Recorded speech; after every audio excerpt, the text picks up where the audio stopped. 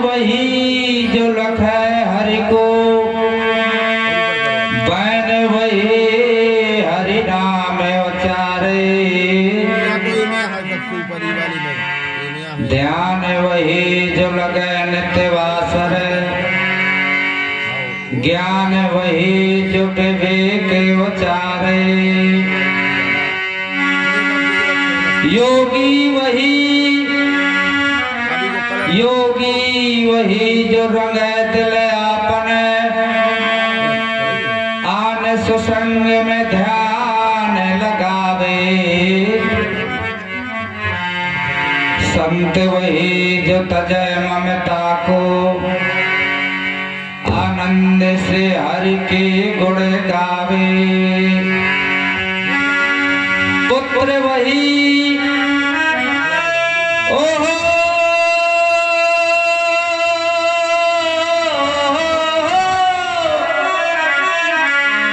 पुत्र वही जो पिता का ध्यावे, कर पर स्वार्थ को दिखलावे, मित्र कहे मणि राम, मित्र वही जो विपत्ति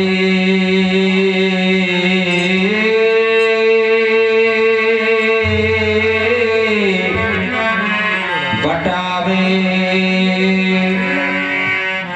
जो नीले पे चल रहे ना, कहना है पावन प्यार महकेगा तो चंदन हो जाएगा, पावन प्यार महकेगा तो चंदन हो जाएगा, नारी राधा बन जाए नटखट मोहन हो जाएगा। इस तन को चाहे जितना रंग लो कोई फर्क नहीं पड़ता, मन को जिस दिन रंग लोगे तो वृंदावन हो जाएगा। प्यार जब अनंत हो गया, रोम रोम संत हो गया, हवा वही जो समता की तो हर जगह बसंत हो गया। अनहद नाद सुना दे ऐसा रस दे कोई मीरा सा, तंतु चाहे जैसा दे मन दे संत कबीरा सा। आइए भजन की प्रस्तुति।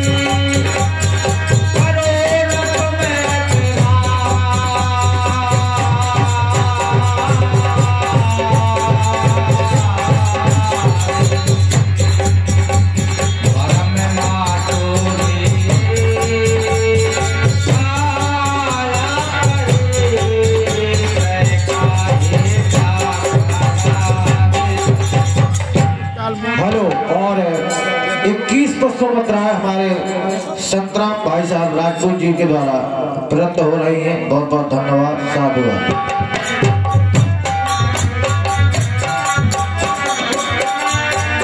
आवत जात लखै नहीं कोई, नाह के भ्रमत गवार, कृष्णा मानत नहीं जागली नाश कियो संसार। पशु समागे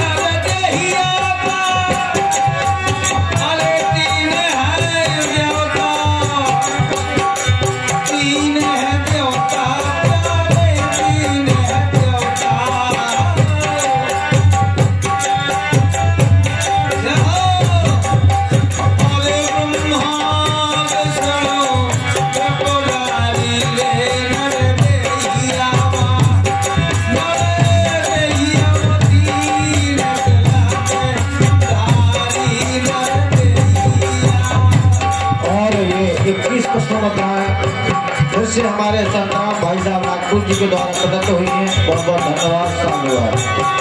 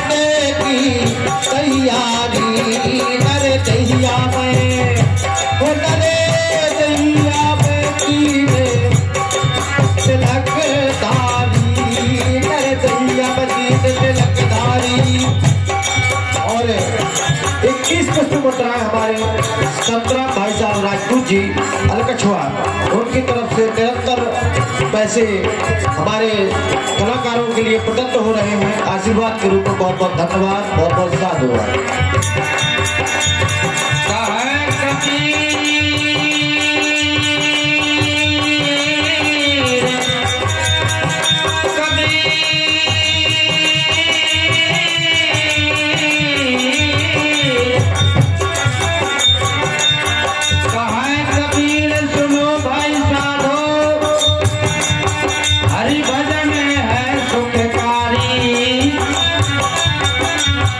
नर देहिया माटी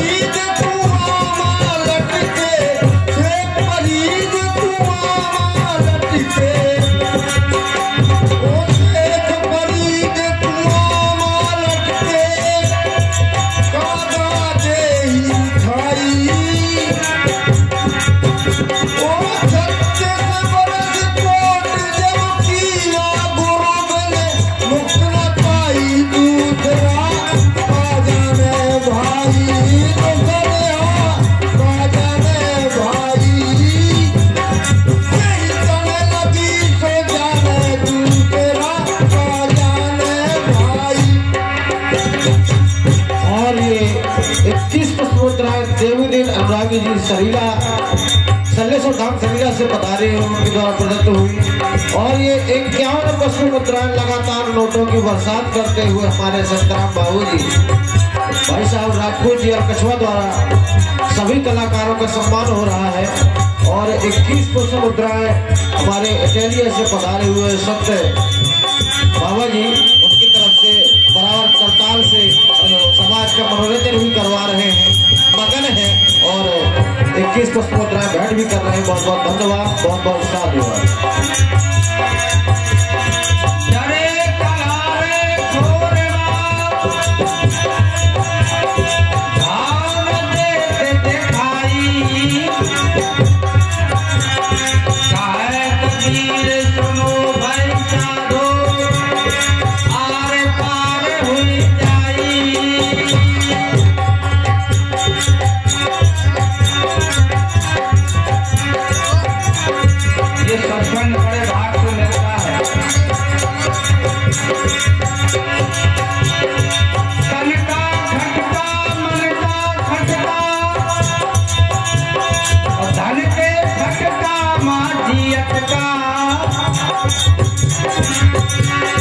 नारी से पुत्र से मित्र मिलन का जियत का, किया नहीं सत्संग गुरन का,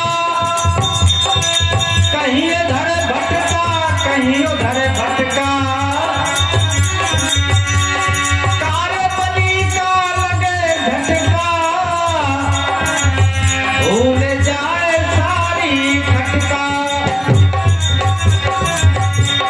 एक बार बांटों गलियों पे बात हो गया, सभी कहती है मैं बड़ी हूँ मैं बड़ी हूँ। पंचायत बोले आपस में क्यों विवाद करती हो?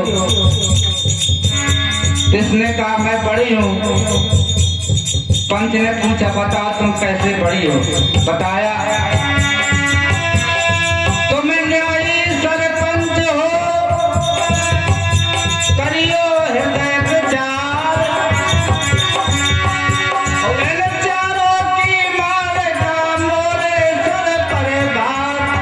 इसलिए मैं बड़ी हूँ।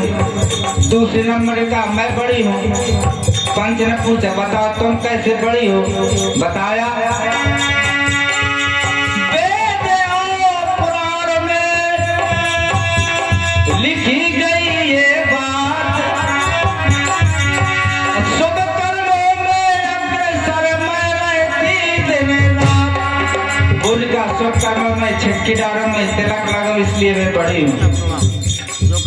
आखिरी देश ने ये बताया 30 नंबर की मैं बड़ी हूँ। पूछा कैसे बड़ी हो? दृष्टि उठाकर देखियो मत करियो अन्याय, अपने चारों से विधि मोहे दीना बड़ी बनाए। मुझे सबसे बड़ी बनाया है तो मैं बड़ी हूँ। इसने कहा मैं बड़ी हूँ। पंच ने पूछा तुम बताओ कैसे बड़ी हो? बताया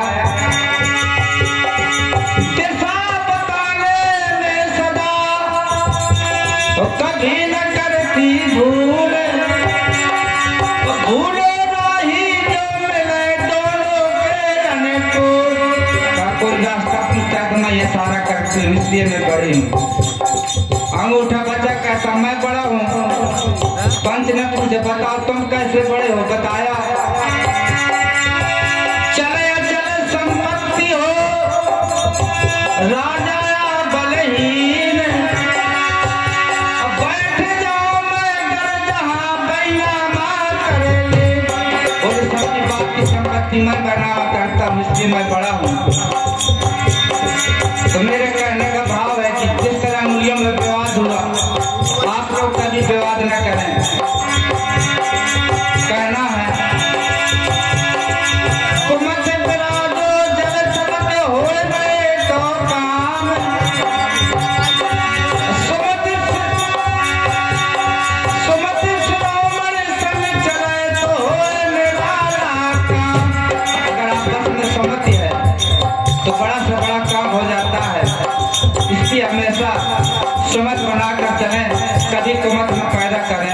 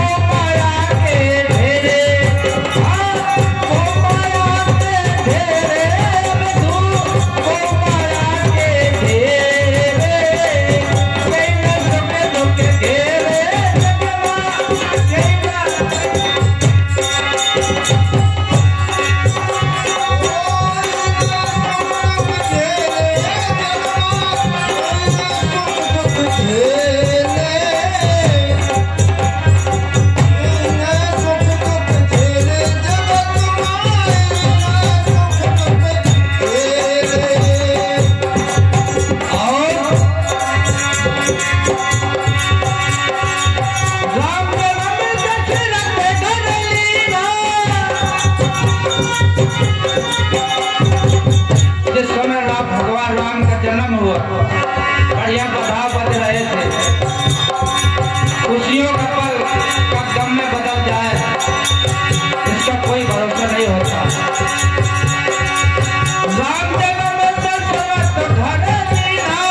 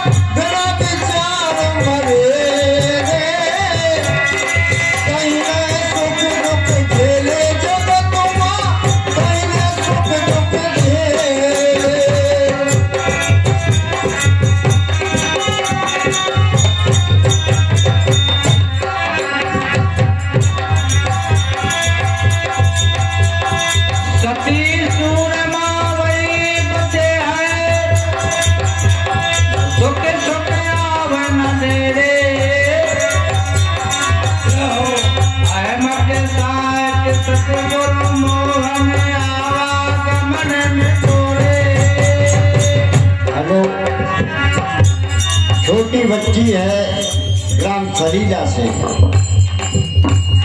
और इस ग्राम की बहनें जो है हमारे अंतराम दाऊ के नातन और सरीला से हमारे चतुर महतो दम्बदार की नातन भी है आराध्या, उसकी ओर से 50 रुपया प्रदान होते हैं भैया जी के लिए, धन्यवाद है।